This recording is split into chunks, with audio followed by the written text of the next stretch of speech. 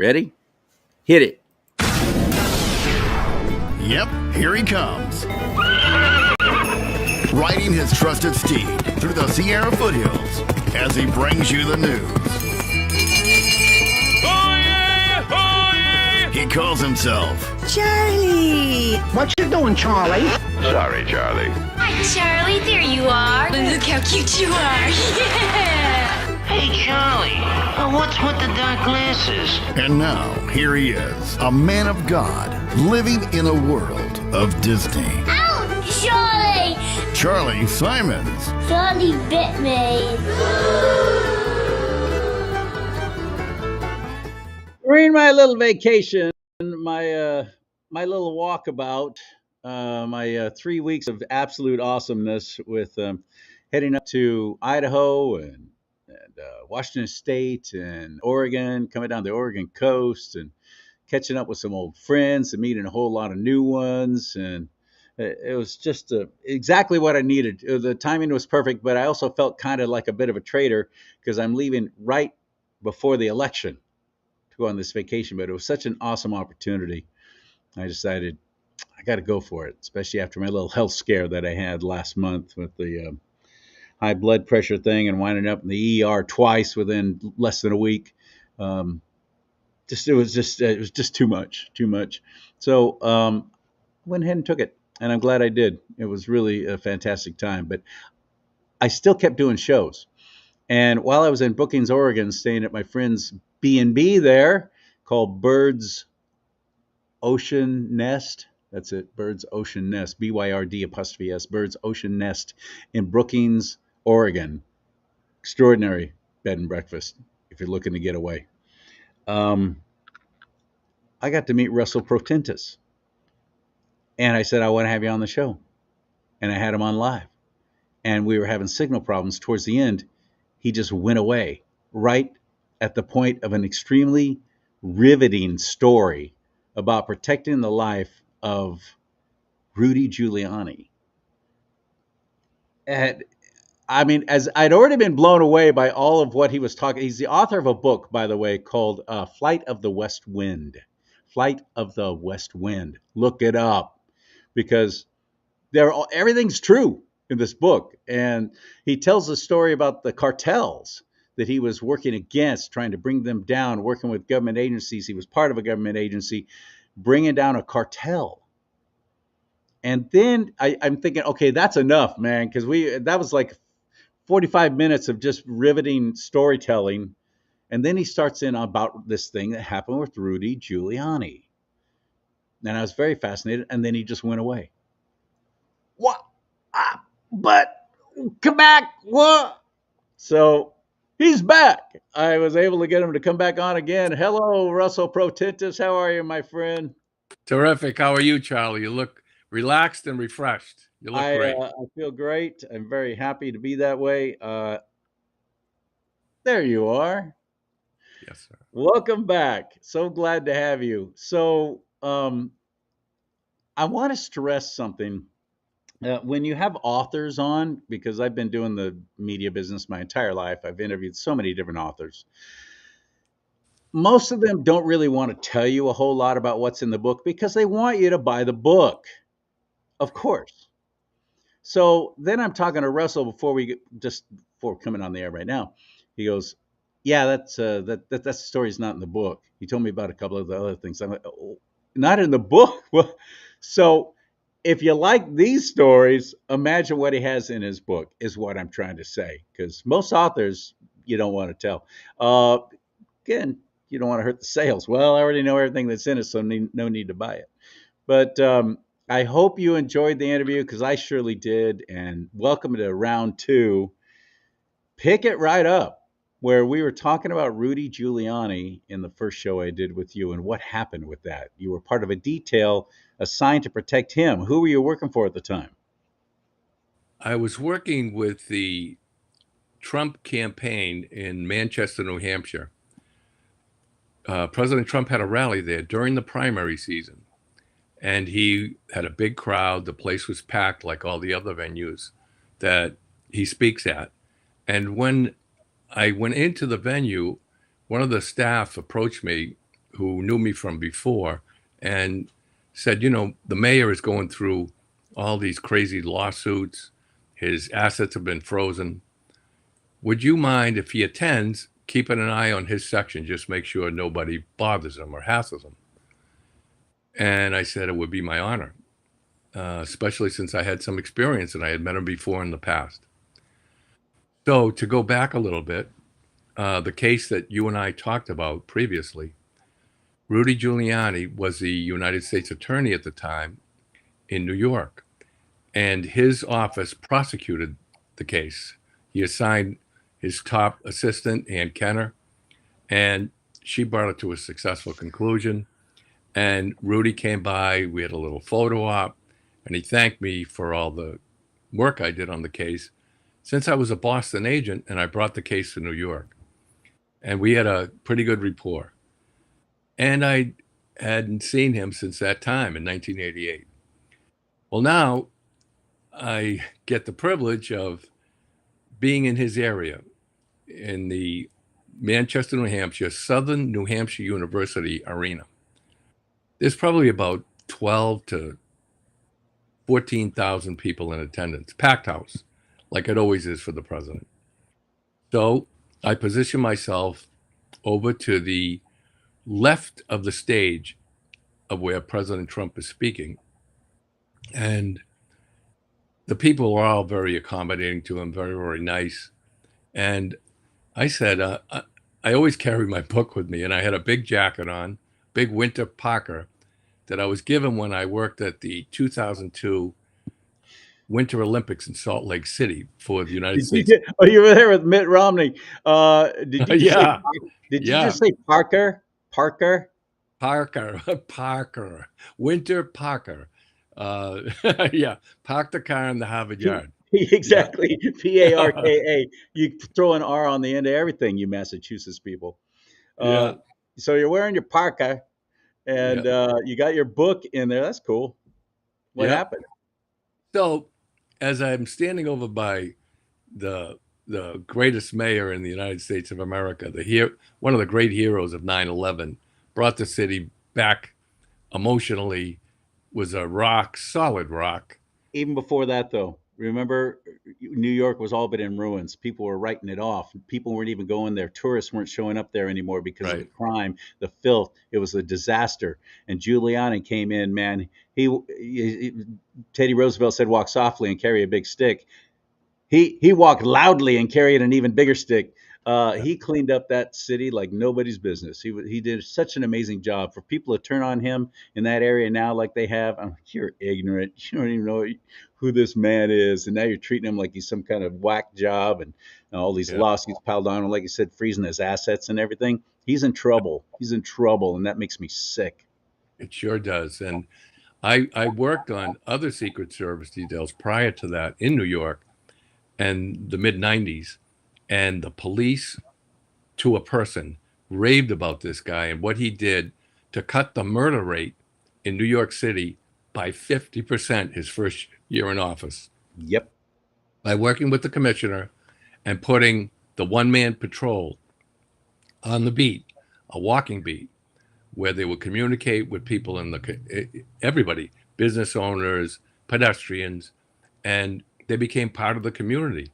And their visibility was a deterrent in itself. Plus, people in the community would give tips to the police officer and say, hey, this house up the street, they're drug dealers. And so they would get in touch with the narcotics office, who would start watching it. And sure enough, a few days later, they'd make a bust in the place and shut it down.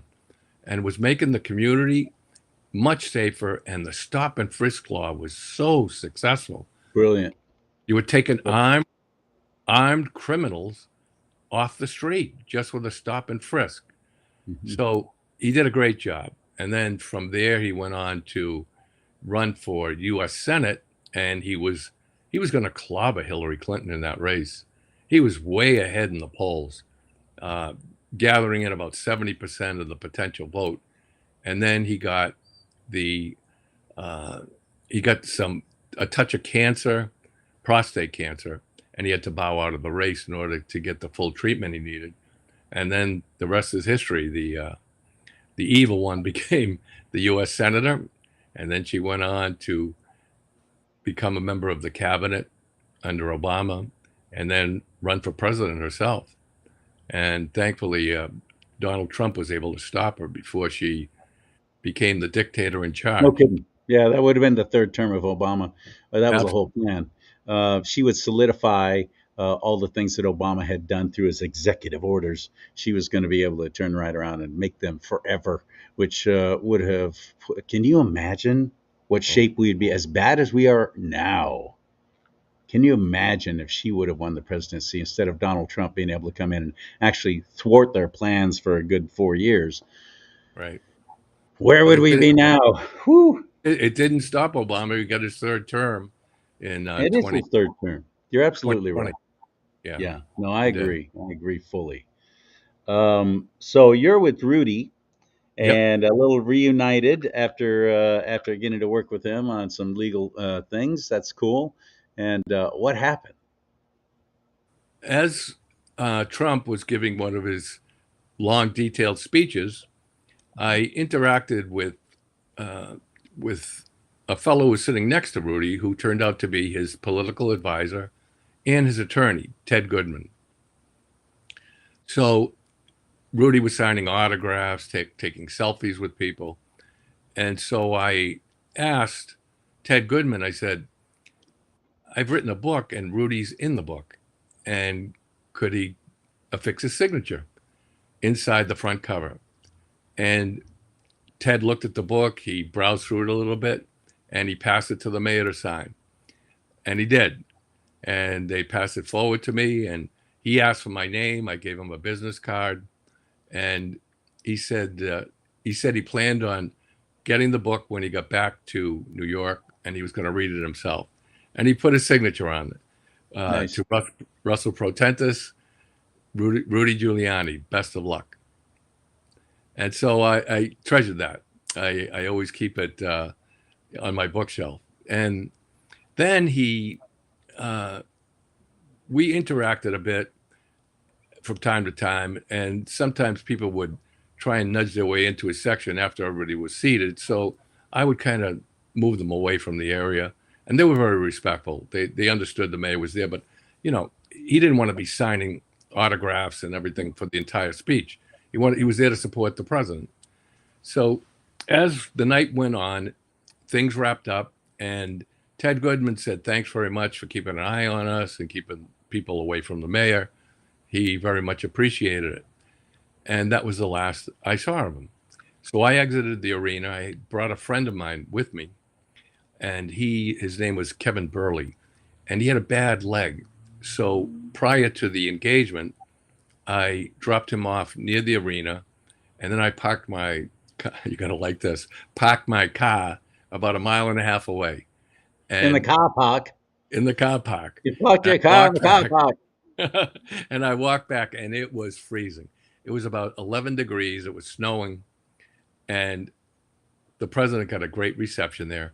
But I said to my friend Kevin, who had the bad leg, "Look, wait near the arena, and I'll come back and get you." So I headed back to the arena. Kevin was standing on the corner of the college arena, and I was going to go get him, and a big SUV pulled behind my vehicle, which was diagonally across the street from the university.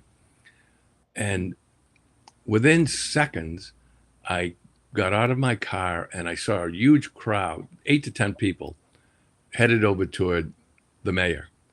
And they began harassing him, pushing him, pulling on his girlfriend's hair, saying he's going to be arrested. He's a pervert. They saw him in that Borat movie. They And were physically pushing him physically, and grabbing his girlfriend. right, pulling her hair. So they were approaching the vehicle. I put myself from the Secret Service training I had received. I knew how to kind of get him away from that area. So I put myself between him and his girlfriend and the crowd. And I actually physically pushed one guy down on the snowbank. And another guy took his phone out and he said, "We're going to get you on video. We're going to sue you." Well, thankfully I had a jacket on, which was under my Olympic coat, my Olympic Parker, and it said police on it on the back, and it had a little symbol of the Secret Service on the front. So Nice. the people saw that, and they said, "You're a cop. We're gonna sue you." Well, it was too late now. So they continued to push on Rudy, and I got in between him and them, and I got him safely into the passenger seat of the SUV he was in. And he said, "Russ, do you still have that book?" And I said, "Yes, Mr. Mayor." He said, "Hand it over to me. I'll take a picture holding it up." And as soon as I handed it to him, some idiot knocked it out of his hands into the snow. So I just said, "Look, Mr. Mayor, thanks very much. I'm going to close the door. Get yourself out of here safely." And he said, "What about my girlfriend?" And I said, "I'm going to get her in the back seat." And I did. They were continuing to hassle her, and I opened the rear door, the passenger side, and I put her safely in the seat and closed the door. And then at that time, some crazy man came running out of nowhere and jumped on the hood of the SUV and started pounding on the windshield like an animal.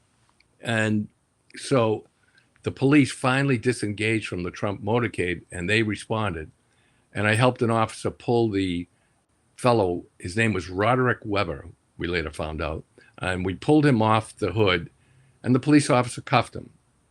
And I went back to the vehicle, and Ted Goodman rolled down the window of the back seat, back door, and said, "Russ Protentis will remember you."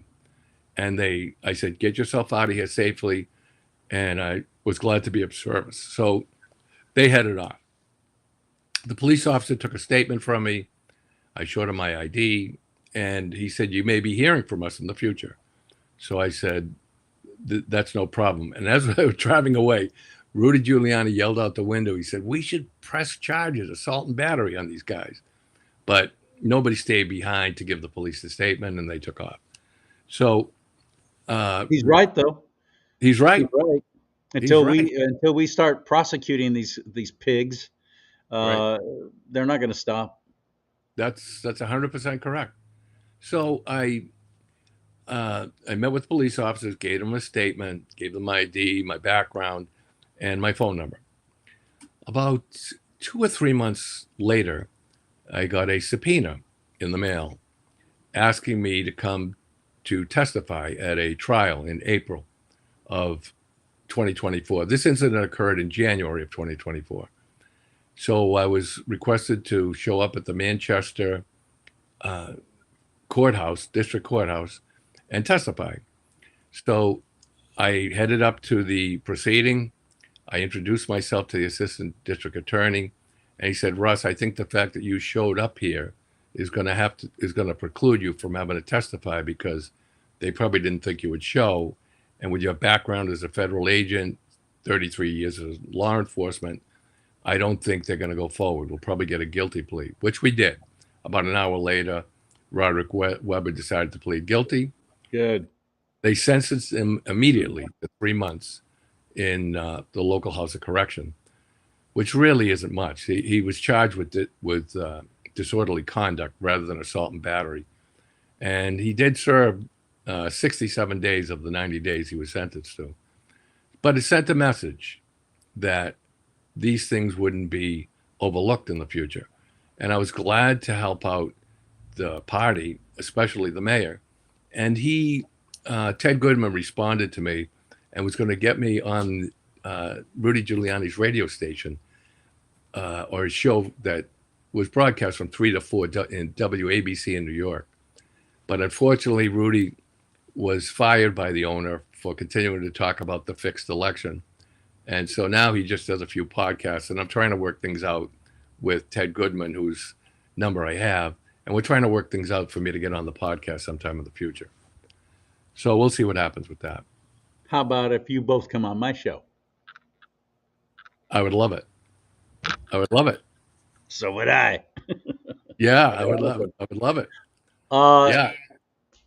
That's fantastic. But you said something that's very awful because I know I have a friend down in San Diego who worked for Salem Media Group, which is supposed to be a Christian-oriented broadcast company. They fired her because she kept talking about the rigged election. She Correct. kept really focusing on that and the border, what was going on at the border. And they warned her, and abortion. Abortion was a biggie too. Yeah. So she's all about pro-life.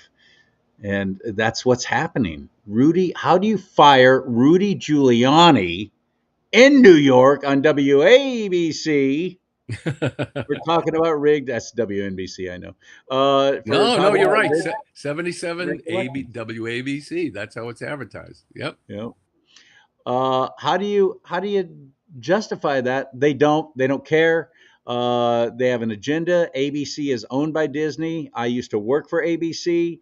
I was part of KGO and KSFO radio and television in San Francisco, and got fired when Disney bought ABC, and they blew out everybody. Hundreds and hundreds of us all across the nation getting fired on the same day. And that is a wicked corporation. They've shown their true colors time and time again. Anybody who's still giving money to anything with the Disney name on it, you are complicit with a very bad corporation that is marching headlong into grooming your children. Wow. That's their thing, man. Oh my God. So here he's working for WABC, and they fire him for talking about election fraud. Right. We're all talking about election fraud, but the media, you'd never know it because they don't. And that irritates the heck out of me because my own elected representatives are not talking about it. Every time somebody says, well, you think we're going to do it this election? I'm like, what's changed? What has changed? Nobody's done anything. Nobody's said anything. Nobody's tried to fix it. My own elected representatives are silent on the whole thing because they don't want to be called an election denier. What is that? Right. That stopped you? Oh, I don't want them to call me an election denier. What is that? It's something they just made up. I don't deny there was an election. I just deny that it was honest. Right. How do we Right. win, sir? How do we win with that kind of attitude from the media and that kind of censorship going on with a man like You're right, Rudy Charles. Giuliani? Did you ever intersect with Michael Savage, whose show I used to listen to every night? His desk was right across from mine.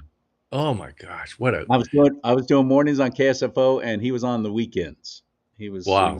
up and comer, quirky little guy. Always wore he wore a cape like Toulouse-Lautrec with a walking stick and the fedora. Yep. That was really him. He was that guy. Yeah, he was. His desk was right across from me.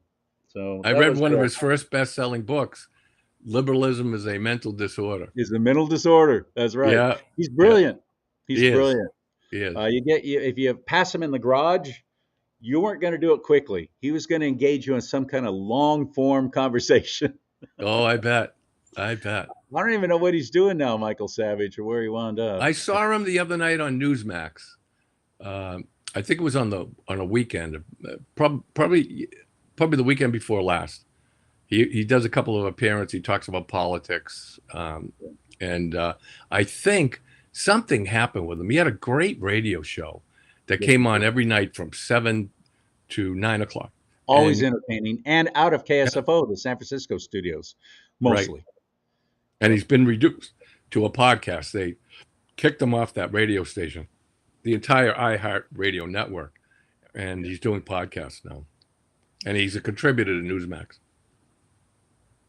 Well, you just prompted me to look him up. I need to look him up. That'd be nice to have him on my show. Things that are not in the book from Russell Protentis. You mentioned a couple before we went on the air, and I said, yes, let's talk about them. Do you remember? Yes. In my biography in the book, I mentioned a couple of significant cases that I worked on. One was back in 1999, another agent in the office said, hey, Russ, you're pretty good at undercover work. We've got a lead on these Chinese nationals who are living in Canada, and they're trying to get equipment to attach to their missile weaponry. And they were looking for gyroscopes, which is the guidance item. Yeah, that's why you're using guidance weapons. You got it. You know your stuff. Yep. Interesting. And they had gotten a call from a cooperative man in the industry. He worked for a company in Canton, Massachusetts, FiberSense. So I was introduced to him. We got copies of some of the email correspondence and also his telephone number. So I put myself in the middle of the conversation he was having. The fellow's name was Colin Shu, SHU. And Colin lived in Montreal. And I called him up one day and I said, I got your name from FiberSense, and my friend can't really help you because of the situation and the arms embargo that's currently in place with China for military equipment, but I can help you. I can work with you and get around the system, and we can probably put something together. So Colin said, why don't we meet next week? And I agreed. So I gave him the address of our undercover office when I was with the U.S. Customs, and it was in a small suburb outside of Boston. And we arranged to meet the following week. I don't remember exactly what day, but I remember it was in the afternoon. And I waited for him in the undercover office. We had it all wired up with sound and audio equipment. And the U.S. attorney, who I met with before was going to handle the case, said, look, you've got to get some kind of motive out of him. We can't just say he wants to buy these things. We got to find out what he needs them for. And they have to be, and he has to admit that he's aware of the U.S. embargo against China. Those are the elements you've got to get out of him. So I understood my marching orders. So Colin showed up. He was prompt. He took a taxi cab from Logan Airport in Boston, and he showed up on time, knocked on the door. I opened it. I made him comfortable. I said, sit down, tell me what you've got going and how I can help.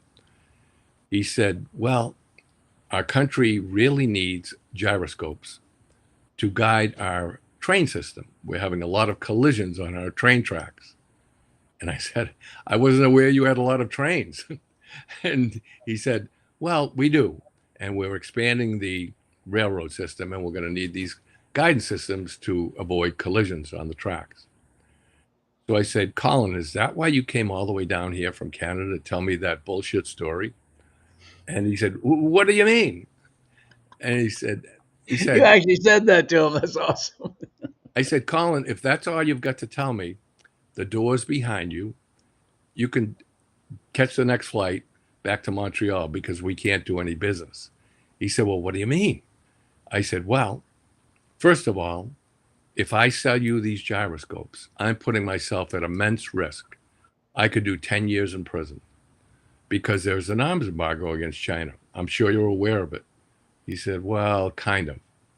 And so I said, why don't you tell me a little bit more about what you want to do, and then maybe I can help you. Otherwise, the meeting is over.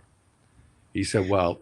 Now, before you go on, who did he think you were? How had you presented yourself that and in such a way to get him to trust you to where he's about to share these things with you? Who did he think you were? Our friend at the cooperator at FiberSense told him I worked for a gray market company that has significant abilities to get around things that deal with arms exports and embargoes. Okay. And I could be very helpful. And so now he's becoming a little bit more pliant. So he said, well, my undercover name was Russell Peterson. So he said, Mr. Russell, how can you help me? And I said, well, you tell me what you want me to do, where you want these gyroscopes forwarded to, but you got to tell me what they're going to be used for, or I'm out. Because I have to know what precautions I have to take, because I don't want to go to jail. Cover your own ass. Yeah, exactly. Correct. So he said, well, perfect. Really, Mr. Russell, what we would like to do is be able to send a missile into a bedroom window in Taiwan. So I said, I think I understand what you're talking about. And I'll be able to help you, but I'm going to have to set up a dummy company that will be able to purchase these gyroscopes from FiberSense, and then we can sell them direct to you, but there's going to be a markup. You're going to be paying twice the price. He said, I understand. And I said, you understand that if we're not careful, both you and I can go to jail for 10 years for violating the Arms Export Control Act. He said, yes, I understand. I'm very aware of it. And There it is. I've There been it on this is. project for a I, year I, trying I to may find have heard somebody of like it you. too. Yes, I'm very aware of it. Boom. Yeah. So that was bingo. So he said, I'm going to invite my partner over from Beijing, and we'll put things together once you can secure a sample shipment of gyroscopes, 2 or 3 to be shipped to China. So I said, make the arrangements and contact me. So the following week, he contacted me and he said he was going to bring over his partner, Mr. Yao Ying, who was going to fly in from China through Los Angeles and come to Boston to meet with me. And the two of them met with me. I brought in another counter agent from our office, Ken McDonald, and the two of us negotiated with the two of them on a price, and we settled on a fixed price where we would do the deal. And I told them to stay in a hotel for a few days. We would get the gyroscopes, and we would help them ship them out of the country back to Beijing. And they said they were You very, can't very exactly FedEx that, can you? No, but we actually we did, but we knew we weren't going to go through with the shipment. We needed an overt act, which in a conspiracy is an act showing that they're going to follow through with the deal and they're committed to it. So I said, give us a $50,000 down payment. We'll secure the gyroscopes, and then you come back here and we'll take them to a postal office or to a UPS outlet and we'll ship them for you. So he agreed. So the next step was to wait for them to show up, which they did the following week. We made an appointment. They met us at our undercover office. They wired us $50,000 the following day after this meeting, and we told them that would secure the shipment. And they showed up a week later. We had 3 gyroscopes to show them, and we packaged them up with them. We put them in a box. We put a label headed for their college, which they said was their college office at the University of Beijing, which is a network of spies that are like Colin.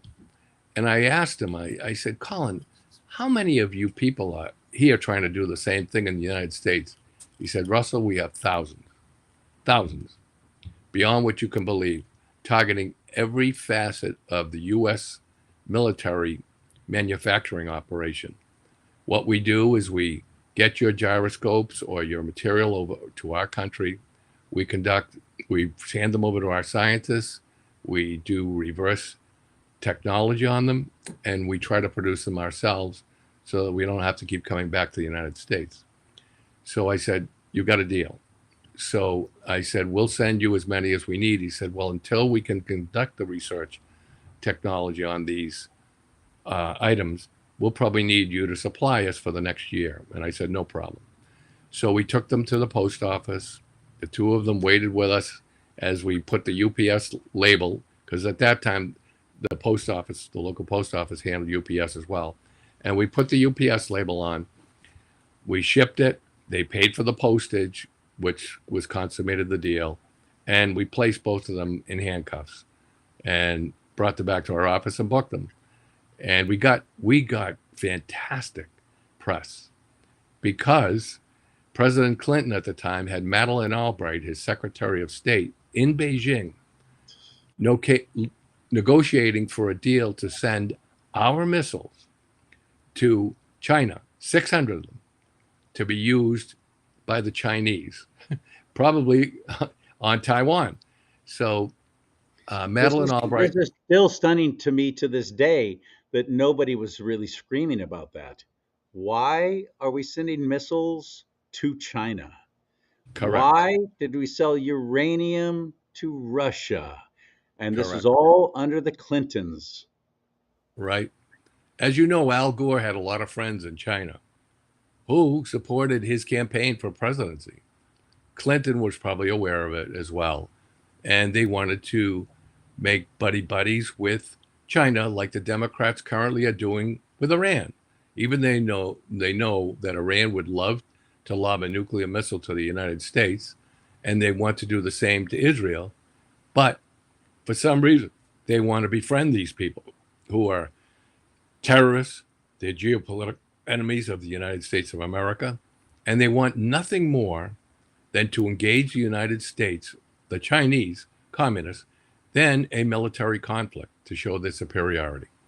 And they've May been I working on throw these out my projects. theory as to Yep, why would we do these kind of things that are against our own national best interest?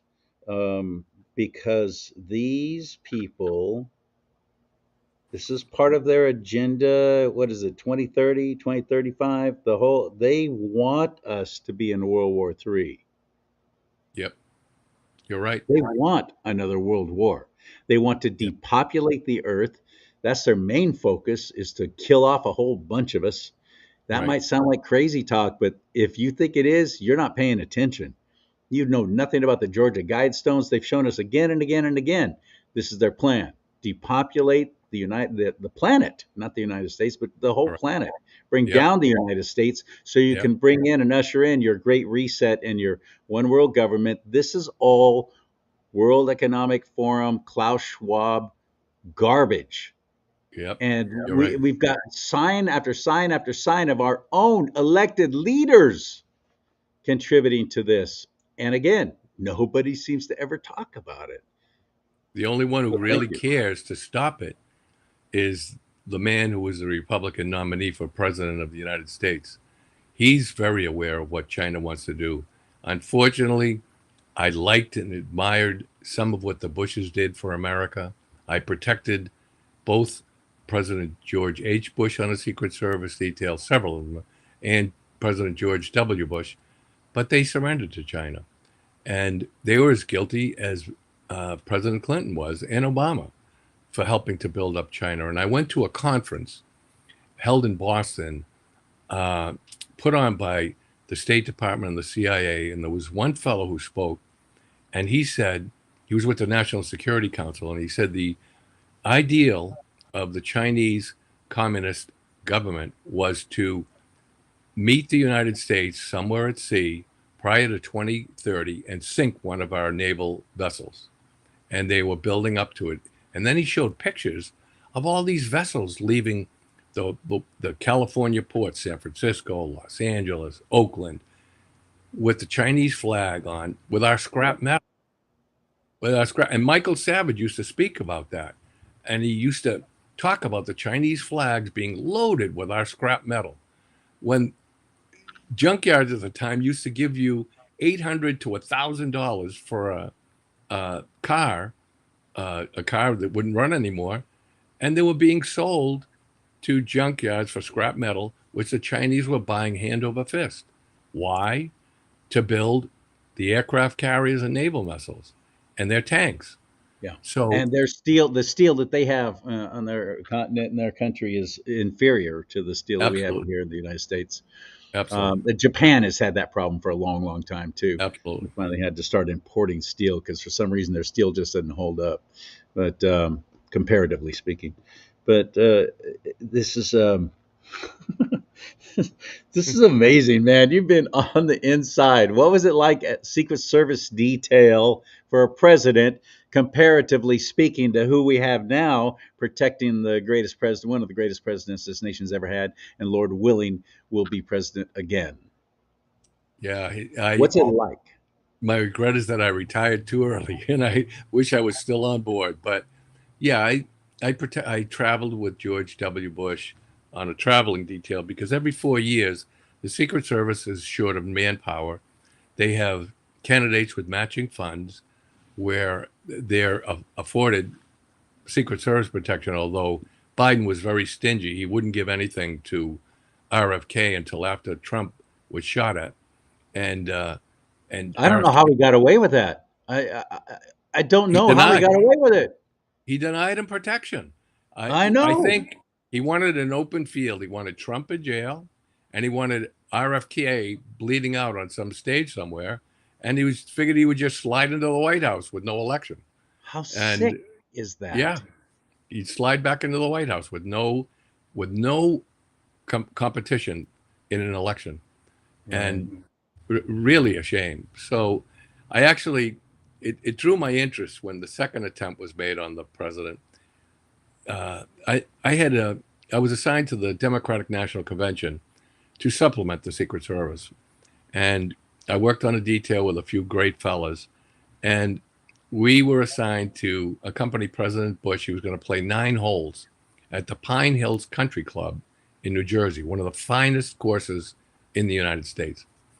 So, of course, we blocked off the golf course, and I was assigned with another fellow from Secret Service and a state trooper from New Jersey to go with the 4 of them. He had two or three friends that traveled with him, another politician, and we had to do an advance on the hole before the former president would travel to the hole. So we went to the 7th hole. I'll never forget this. And he was playing the 6th, and we went to the 7th hole to do an advance on it. And there was a landscaper. The whole course was closed off for the most part. And there was a landscaper working in the bushes off to the side of the green. And all we could see was a rake and some shuffling in the bushes. So my partner from Secret Service and I went to the bushes while the state trooper radioed back to the rest of the detail that was with the former president and told him to stand down, to keep the president there. So we approached the bushes and we drew down on this poor Mexican landscaper who was raking the leaves off. And No es bueno. No es bueno. oh, no mas. Oh my goodness. So Oh we drew down on the man. poor guy. And once we found out he was a landscaper and he had the proper ID, after we put him up against the fence, he calmed down. And we felt bad for the poor guy. So we apologized. And the head of the detail gave him, but we did the right thing. We did the right thing. And back then, we were doing a thorough advance. We went to the bushes. We went to the chain link fence. We made sure there was nobody lying on the ground. Right. Yeah. Especially for 12 hours waiting in the Yes. same place to get a shot at Trump. Right. How did he Horrible. find out that Trump was going to be there? That game was not supposed to happen. That was not on President Trump's schedule. How Absolutely. did that little pig find out? No idea. No idea. I mean, I'm. That's It's very beyond. dirty, isn't it? Oh, That's very absolutely. suspect, isn't it? It's absolutely. And the fact that there was nobody stationed on that building in the previous attempt, Oh yeah, in Pennsylvania, yeah. and Cooks insane. was the only one on top of the building for over a half hour Right. with his backpack and his rangefinder. A shame. Shameful. Shameful. It is. No It is. communication. But we know that what was her name? The director, the DEI hire. I'm not Oh, thinking of her yeah. name right now. But what a disaster! I mean, she immediately went in there openly saying, "This is going to change. We're going to make sure that's like half the workforce is women. A third of the, 2/3 of the workforce is going to be people of color." That's the kind of stuff she was talking about. And I've been saying this for so long that it's always the best people for the job, especially when it comes to something as important as law enforcement. I don't care what your color is. I don't care how you're this or that or whatever. And I watched those Secret Service agents in Pennsylvania, especially that one woman who couldn't even reholster her weapon. They were a foot shorter than Trump on the stage. Right. They weren't offering any protection to his head. Right.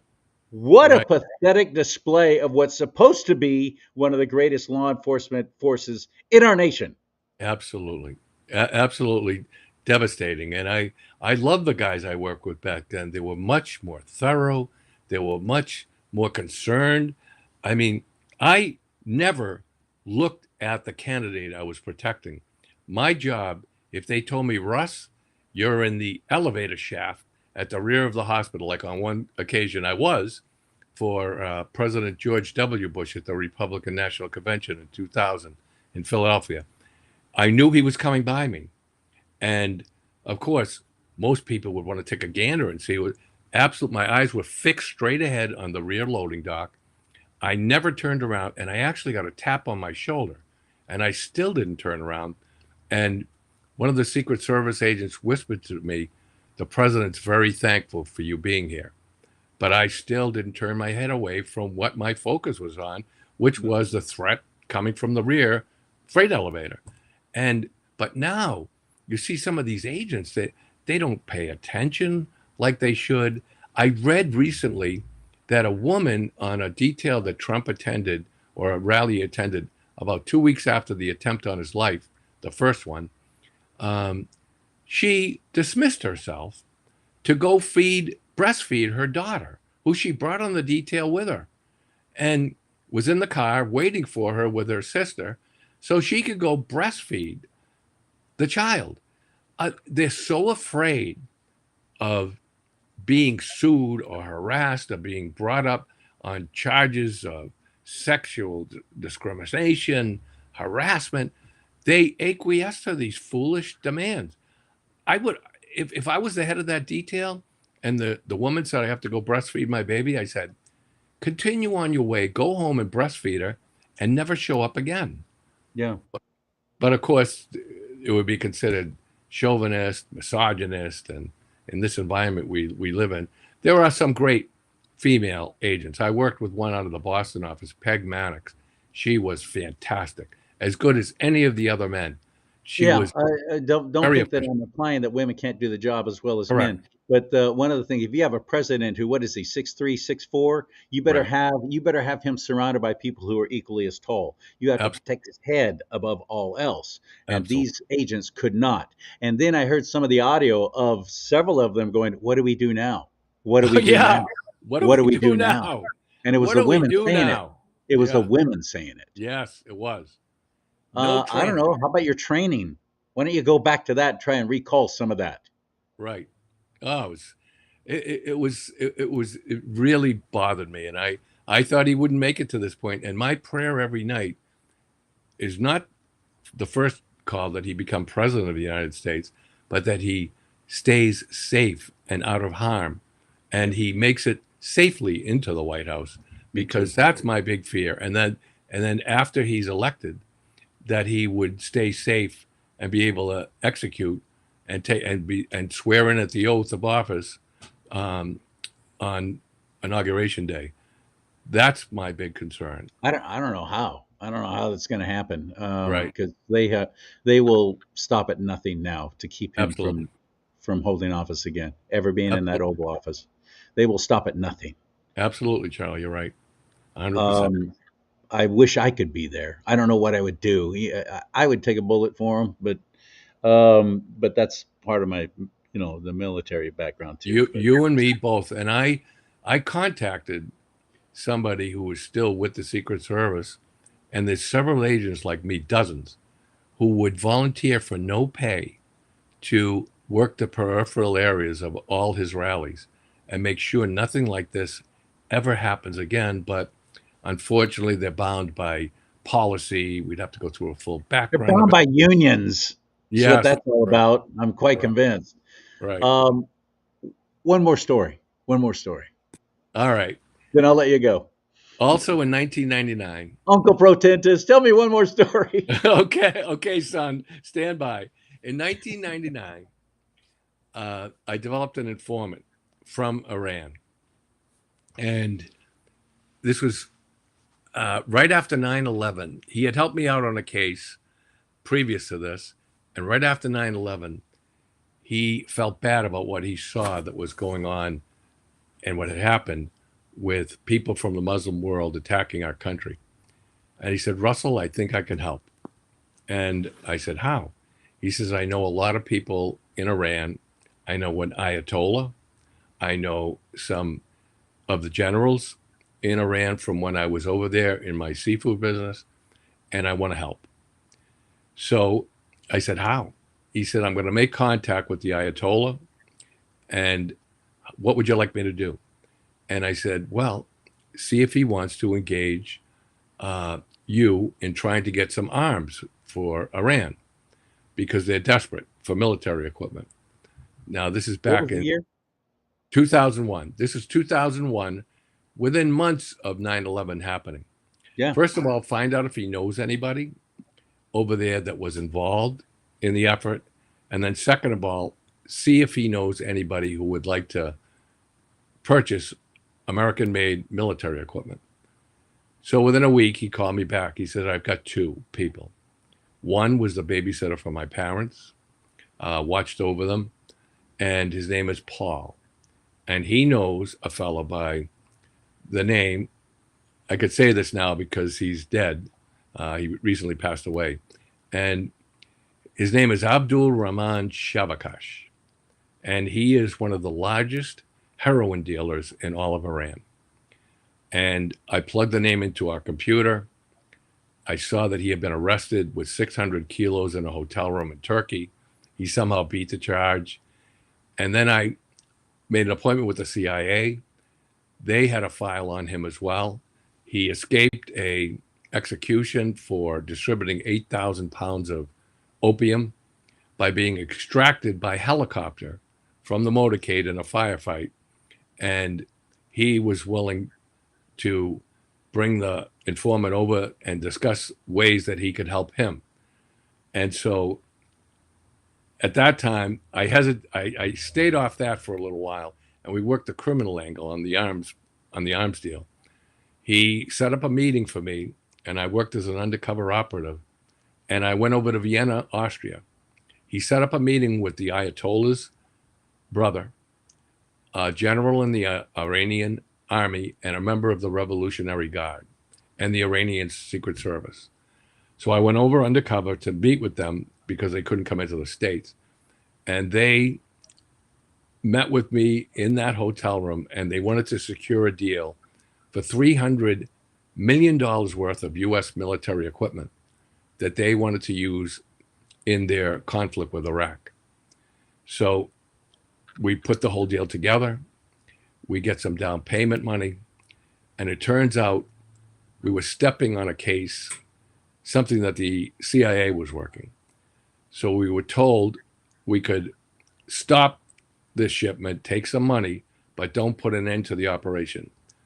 So I don't know whatever happened with that deal, but it was crazy. Sitting in a room with 3 Iranian terrorists and my informant trying to secure military equipment for the country of Iran. And it was wild to be involved in that type of thing. But he continued to work on with the Secret Service. The Central Intelligence Agency. And I brought him over to an agent. They recruited him, they polygraphed him, and they sent him over to work on Al-Qaeda in the Middle East, and specifically in Pakistan. And he was instrumental in bringing down Osama bin Laden. This fellow did fantastic work. He was an American hero, and unfortunately he died at a young age. He was 68 years old when he passed away. But that case was more significant to me than anything I'd ever done in my career as a federal agent.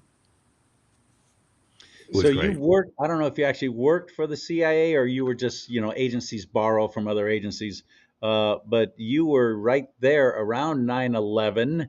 Right. So you can answer a question that I've had for a long time. Sure. Everybody was screaming at Bush saying, he's guilty of murder because we went in under false pretenses into Iraq. First of all, why the hell Iraq? When Iran, Pakistan, Syria, there's so many other far worse nations who were aiding and abetting these nutbag Islamic extremists like Osama bin Laden. Right. Iraq wasn't. Iraq was the only country in the area that was ruled by a strong man, not a religious nut. He was a nut as well, but at least it wasn't for the cause of Islam. So why are we attacking Iraq? Why are we going in there? Why are we doing all this? And were there ever actually any weapons of mass destruction in Iraq? Well, they were never found. And we know... Yeah, you know about the tunnel system. They have an extensive tunnel system moving stuff in and out of Syria, didn't they? Well, yes. And then Bashir Assad used a lot of those chemical weapons on his own people. On his own people. The Kurds. Kurds. We know that for a fact. Yeah. I don't know all the ins and outs of that. I only know what I did and what I participated in, we we actually served a search warrant on a hotel here in Boston when I was working with the FBI 9/11 task force, and I remember going into the room where a couple of the hijackers had stayed. They recruited hookers the night before, and I remember the eerie feeling of knowing that if we had been there 24 hours earlier, we could have stopped everything. But the tip came from a friend of mine who was a detective with the Boston Police Department. And he had an informant who was a madam, and she provided 4 of the hookers for them the night before.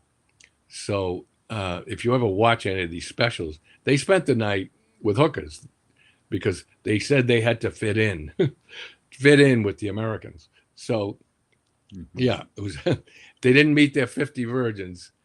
Unfortunately, right. They just spent the night with a hooker the night before they completed their diabolical mission, and very, very sad. And to go back, I worked down at the. I went down to New York the week after and worked alongside some of the FBI agents trying to follow up leads, and it was one of the saddest moments of my life to see pictures of the people pinned up and taped up to the chicken wire fences. Pictures of if you see my dad, if you see my sister, if you see my brother, please call this number. And then to see that hole, which was still smoldering, it devastated me. It devastated me. And I came back from that assignment, which only lasted 10 days, and I immediately signed up for the Sky Marshals detail because we started putting agents on planes as soon as we went operational again. And the only thing I wanted to do, Charlie, is put a bullet through the head of one of these guys who made an attempt to take over one of those planes. I was frustrated that I couldn't do more to help. And thankfully, my informant was able to help in some of the aftermath. But I still feel to this day, I wish I could have done more. I feel guilt that I couldn't have done any more than I did. I think you're an incredible patriot, and you've served our nation in ways that many people would never be able to do. So thank you very much for what you've done. And I hope you will get his book and read it, because as he said in the beginning, these aren't even in the book, these stories. So imagine what's actually in there. And it's called Flight of the West Wind. Correct. And where can we find that? Amazon, usual book places, Barnes and Noble. Correct. Yeah. Correct. Right. Amazon's the best bet. Kindle is $5.99 and the paperback version is $14.99. What if I want a signed copy from you? After we get off the show? No, not me in particular. I'm not asking for me. That would be creepy. I'm asking for if anybody viewing right now goes, I want him to sign it. Is there a way to do that? Because a lot of guys are doing that now. Well, if they want to grab a copy, and I can, I don't mind giving you my address. Have them send it to me. Are you doing any book signings? I haven't started them back up. I become a member of the Authors Guild, but we could figure out a way to do that. We'll figure out some way to do that. Okay. Because I know Dennis Prager is doing that. You buy the book, you send it to his P.O. box, and he'll sign it, and just make sure it's like a return. You pay postage both ways, but no extra charge or anything. But just so, and I think Sebastian Gorka, I think, is doing the same thing with his book, and I think that's cool. I like that. Great guys. I'd love to get a copy to anybody who would want one. All right, very good. All right, Charlie. Flight of the West Wind, Russell Protentis. Thank you, sir. Thank you very much. Have a great evening. Yes, you too. I love talking to him. I'm so glad we got to hear the end of that Rudy Giuliani story after all the technical difficulties on the first show. So there you go. There's part 2. Will he be on again? Heck yeah. Anytime he wants to go on, shoot, yeah. I get to listen to him talk and tell those stories all day long. This is the intrigue and the inner workings of our federal government, which now, as he was talking about, especially with Secret Service, it's like, what happened? We've got to get back to that. We've got to. is so important. I do hope you're voting this week. I pray you're voting this week. I pray you're voting this week. May God bless you and keep you. Oh, if you want to help my show, by the way, venmo.com/DoNotTalk. Look at that. I got a little QR code right there in the corner. Boop. Just point your phone at that right there. There it is. Little QR code. That'll take you right to the Venmo page, venmo.com/DoNotTalk. You'll be helping me tremendously. May God bless you and keep you. May God bless America. Most importantly, America, bless God.